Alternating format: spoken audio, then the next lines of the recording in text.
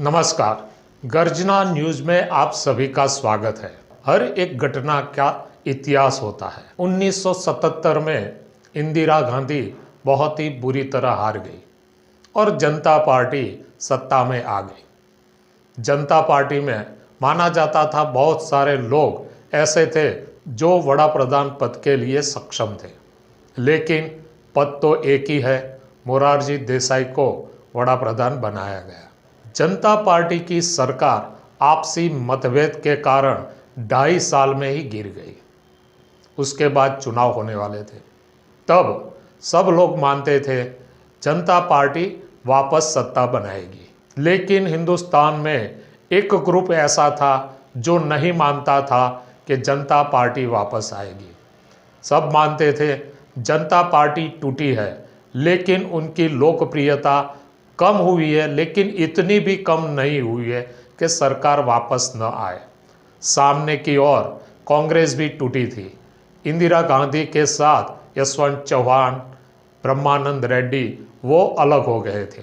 इसके कारण कांग्रेस 2 भाग में बढ़ चुकी थी। एक भाग को कांग्रेस आई कहा जाता है, मतलब कांग्रेस इंदिरा। चुनाव होने के कगार पर थे। तब जो मैंने पहले कहा, एक ग्रुप मानता था जनता पार्टी वापस नहीं आएगी। उन्होंने एक सर्वे किया 1980 में। सर्वे की शुरुआत हुई और इंडिया टुडे में वो प्रिंट हुआ। उन्होंने कहा इंदिरा गांधी 2/3 मेजोरिटी से वापस चुनकर आएगी।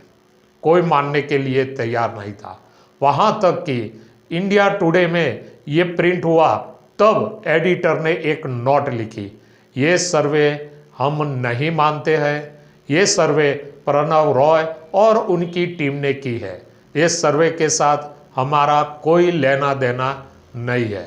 चुनाव के बाद रिजल्ट आए, तब पता चला प्रणव रॉय की बात सच निकली। जब प्रणव रॉय और उनकी टीम ने जो रिपोर्ट तैयार किया था और वो इंडिया टुडे में जब अरुण पुरी की नोट के साथ प्रिंट हुआ, तब पूरे पॉलिटिकल एनालिस्ट ने ये नकार दिया था। उसके पीछे भी कई कारण थे।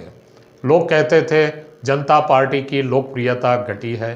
सामने कांग्रेस 2 गुटों में बंट गई थी। इंदिरा गांधी खुद रायबरेली से और उनका पुत्र संजय गांधी अमेठी से हार चुके थे। ये सब नज़र के सामने आते हैं, इसीलिए कोई मानने के लिए तैयार नहीं था कि प्रणव रॉय का सर्वे सच होगा। जो लोग मान नहीं रहे थे वो भी प्रणव रॉय की प्रशंसा करते थे, लेकिन मन में यही मानते थे ये तो एक तुक्का था जो सही हो गया। कई पॉलिटिकल एनालिसिस मानते थे ये बात एक बार संभव है, जो बोला सही हो जाता है, लेकिन बार बार ऐसा नहीं होगा।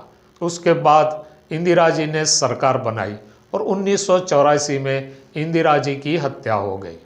तब प्रणव रॉय फिर से मार्केट में आ गए और उन्होंने सर्वे किया और इंडिया टुडे में फिर से प्रिंट हुआ और उन्होंने लिखा राजीव गांधी को 400 से भी ज़्यादा सीटें मिलेगी, मतलब कांग्रेस को ज़्यादा सीटें मिलेगी 400 से भी।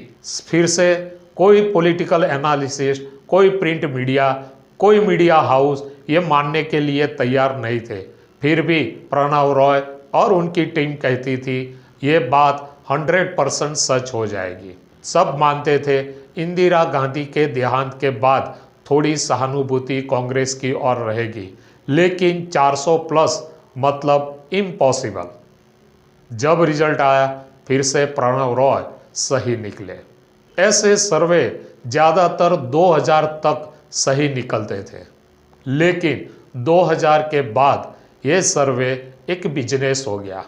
बिजनेस करना कोई गलत बात नहीं है, लेकिन जो सर्वे होता था वो कोई ना कोई पार्टी के प्रभाव में आकर ही होता था, क्योंकि लोगों को अभी तक ये पता नहीं चलता था कि ये सर्वे कैसे किया जाता है। 2014 में बीजेपी ने दिल्ली में 7 लोकसभा सीट भारी बहुमत से जीती थी, लेकिन 6 महीने के बाद जब दिल्ली विधानसभा का चुनाव हुआ तब बीजेपी बहुत ही बुरी तरह हार गई। तब मानते हैं ये सर्वे ये एनालिसिस कैसे होते थे। कोई पहले भी नहीं बताता था कि बीजेपी 7 लोकसभा सीटें जीत जाएंगी, और जीतने के बाद 6 महीने के बाद कोई भी ये नहीं मानता था कि आम आदमी पार्टी बीजेपी को बुरी तरह हरा देगी। इसीलिए हम मानते हैं एग्जिट पोल और ओपिनियन पोल ज़्यादातर साइंटिफिक तरीके से नहीं होता है, क्योंकि लोग क्या करते हैं, एक सैंपल तैयार करते हैं जिसमें 12, 15, 20 हज़ार लोगों से बात होती थी, लेकिन ये नहीं जानते जहाँ से आप सैंपल ले रहे हैं वो एरिया, वो क्षेत्र किस पक्ष के प्रभाव में है, आप जिसके साथ बात कर रहे हैं वो किसके प्रभाव में है, वो कौन सी विचारधारा में मानते हैं। आप सभी यह देखकर अपना सर्वे बनाते हैं और ओपिनियन पोल और एग्जिट पोल के आंकड़े फिक्स करते हैं।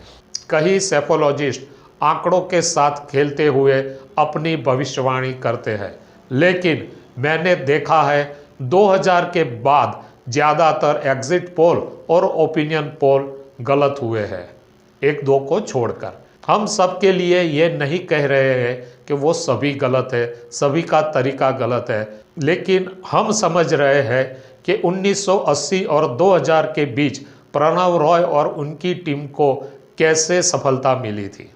वो लोग ग्राउंड जीरो पर जाते थे, लोगों के साथ बातचीत करते थे और उसके बाद असेसमेंट करते हैं। वो मैं मानता हूँ, और इसी तरह हमने भी ये असेसमेंट करने की शुरुआत कर दी है। हमारा असेसमेंट जरूर देखिए। धन्यवाद।